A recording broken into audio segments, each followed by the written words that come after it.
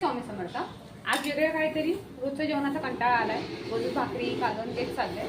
मला आज स्पेशल म्हणून मासवड्या तीळ भाजून घेतले, कांदा भाजायला घातलाय आणि कांदा भाजायला खूप वेळ लागतो म्हणून पहिला कांदा भाजायला घातलाय. मासवडीची तयारी झाली आहे. तीळ वाटून घेतले, खोबरं वाटून घेतले, लसूण क्रश करून घेतलाय. आता हा गरम मसाला घेतलाय, 3-4 लवंगा, 3-4 काळी मिरी आणि दालचिनी ते वाटून टाकायचे. हे झालं मासवडीचा मसाला. तीळ वाटून टाकलाय, हळद टाकली फोडणीला आणि त्यात आता पीठ पाणी उकळून घेतले, पीठ टाकले. पीठ चांगलं शिजून घ्यायचं, नाहीतर मग कच्चे राहिले की त्रास होतो पोटाला. पीठ चांगलं शिजून घ्यायचं. त्याला शिजायला कमीत कमी 10-15 मिनिटं लागेल. हलवत राहा, नाहीतर खाली लागेल. मासवडी बरोबर भाकरीची चव चांगली लागते.